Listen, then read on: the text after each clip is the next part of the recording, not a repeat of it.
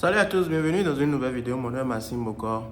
C'est un message que j'ai reçu qui dit: dis aussi aux gens qu'il y a des voitures de 3 000 $ au Canada et non faire des financements pour frimer de 10 000 $ et plus et que c'est de ta faute. J'accepte, j'ai compris. Mon intention était claire, monsieur, de dire aux gens de ne pas le faire. Maintenant, je me demande si vous avez juste regardé ça ou si vous avez parcouru toute la chaîne pour comprendre ce que je voulais dire par là. Si tu arrives là-bas et tu es conscient, tu vas réussir. Mais les étudiants, j'en ai plein. Je vais même sortir un cas qui, je m'excuse humblement si tu te retrouves dans cette vidéo. Poto, je te l'avais dit. Il y a d'autres personnes, je vais cacher ton nom. C'est pour sensibiliser, d'accord? J'ai dit que j'étais là-bas pour prendre une voiture Chevrolet 2014 noire. C'était ça que j'ai vu sur le site. Arrivé là-bas, elle m'a vendu une Kia de 2017 et j'ai travaillé au McDo. Je remplissais les conditions, crédit, tout ça, mais ne veut pas dire que tu es financièrement responsable ou capable d'assumer ça. Elle le savait, j'étais novice, je venais juste d'arriver, je voulais une voiture, inconscience, d'accord? C'était ce qui est arrivé. Je ne sais pas à quel moment je suis passé de Chevrolet à Kia. J'ai quel intérêt à frimer, non? Je voulais faire skip the dishes, chose que j'ai eu à faire après. Je voulais faire livraison. Vous accusez les gens, vous blâmez, mais les gens ont des intentions de vous faire comprendre certaines choses. C'est tout.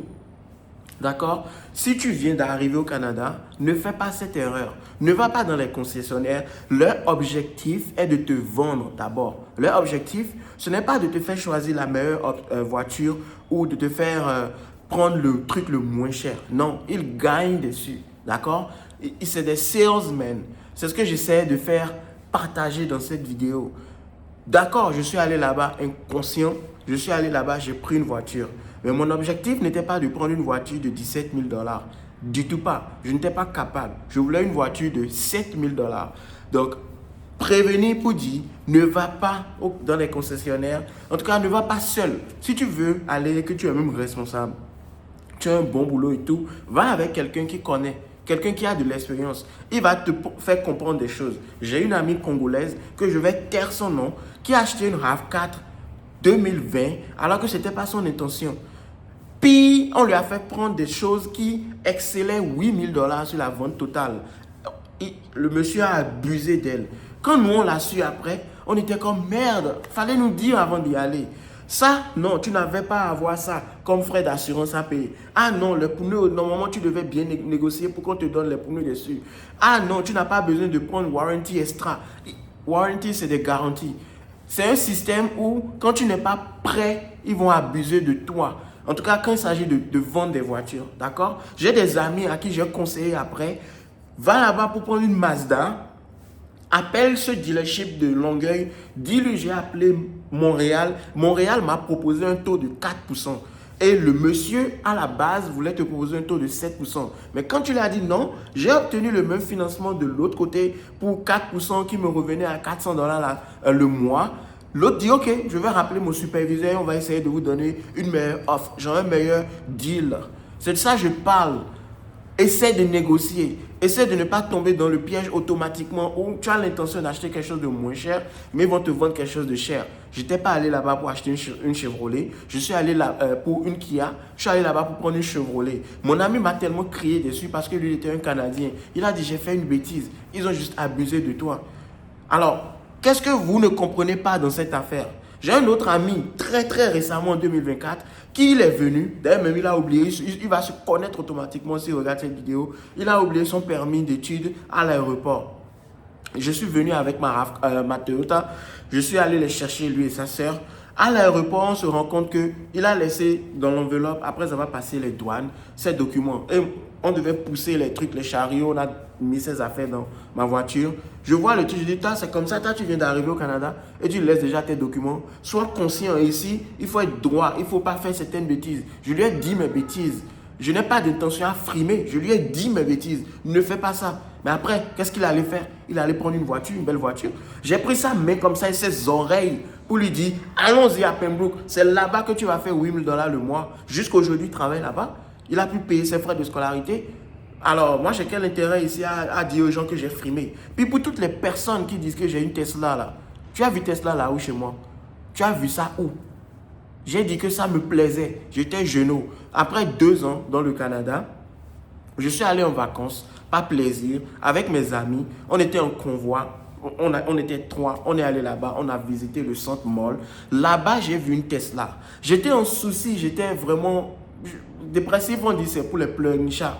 Mais j'étais dans mes sentiments, ok? Et je voyais des photos où je disais, ah, ça c'était la fois où je voulais une Tesla. Ça c'était quand j'étais dans la photo là, il y a des années de cela. Et je disais, ah, je voulais une Tesla. Mais pourquoi vous prenez les trucs hors contexte? Regardez alors toute la page avant de mettre des commentaires désagréables. Et maintenant, j'irai de commentaire en commentaire pour vous expliquer. Parce que peut-être c'est moi, je ne sais pas bien raconter les histoires et ça fait que beaucoup sont mélangés. Je m'en excuse. J'ai jamais acheté de Tesla. J'ai vu un truc là, une chaîne YouTube, c'est facile ou c'est très facile, qui disait tout ce qu'elle avait à dire. J'ai compris, elle fait du contenu. Bon, ça ne m'a pas trop fait mal. Mais allez vérifier avant de parler. Un monsieur a dit qu'il voulait une Tesla. Est-ce qu'il a jamais dit qu'il a pris une Tesla? Non. Puis après, j'ai dit, en 2025, beaucoup de personnes font des erreurs où ils prennent des Tesla pour pouvoir faire des boulots de Uber. D'autres m'ont même dit non, que c'est rentable. Mais moi, je parlais avec beaucoup de personnes. Je faisais Uber moi-même. Quand le monsieur a dit c'est rentable, j'ai dit ok. Je ne voulais pas trop me disputer avec lui. Mais eux qui louaient les voitures Tesla chez Uber perdaient la moitié de leur salaire déjà. Puis même le boulot lui-même ne payait pas autant que ça.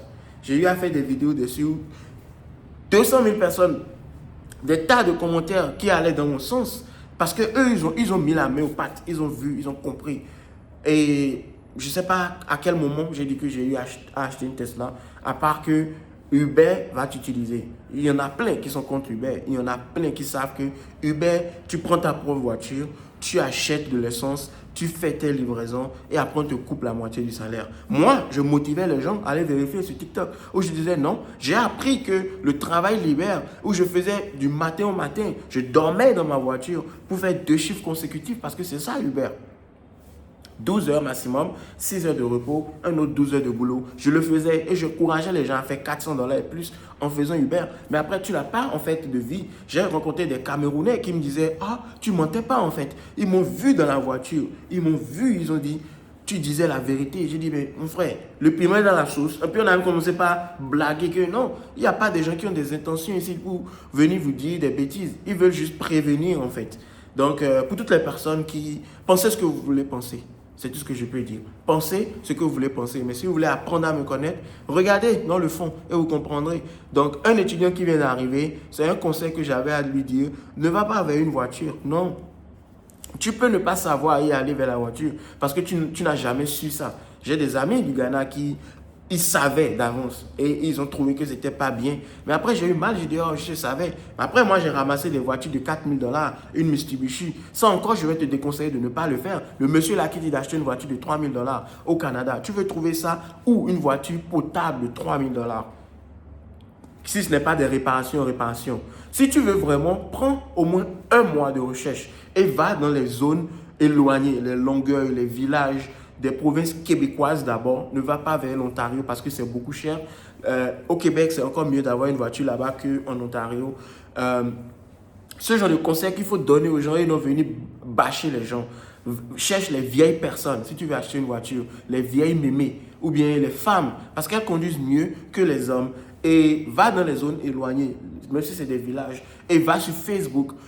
Va faire l'inventaire de la voiture. Va regarder tout sur la voiture. Ne prends pas des Ford. Il y a des voitures qu'il ne faut pas prendre. Prends des Toyota. Et si c'est $3 000, après toi, c'est que la voiture a des problèmes après. Ou c'est juste un truc de chance. Donc quand vous dites, va prendre une voiture de $3 000, c'est un mauvais conseil aussi. Si la personne a la capacité de prendre une voiture de $10 000, à économiser son argent, comme j'ai conseillé à beaucoup d'autres personnes, tu n'auras pas autant de problèmes. On est en 2025, une voiture de $3 000, c'est quoi ce genre de voiture? Elle a beaucoup de problèmes ou elle est difficile à obtenir. Je n'ai pas dit qu'elle est impossible, mais difficile à obtenir. Donc, arrêtez un peu avec vos conseils qui saoulent un peu les gens. Et si les gens veulent dire la vérité, ils vont dire la vérité. Si vous n'aimez pas ça, dès que vous voyez, quittez. Aussi simple que ça, d'accord? Quittez simplement. Je vais parcourir et redresser tout ce qu'il y a comme mauvais commentaires et je vais passer à autre chose. D'ailleurs, j'ai prévu déjà une vidéo où je parlais de pourquoi beaucoup de personnes viennent au Canada, les avantages du Canada, brièvement la santé, l'éducation, la sécurité, tout ça. J'ai résumé ça avec une très bonne vidéo qui informe, que j'ai regardé et que j'ai vraiment voulu partager avec vous. Mon nom est Maxime Bokor et merci d'avoir regardé cette vidéo. Et ma Tesla était très belle, elle était agréable et automatique.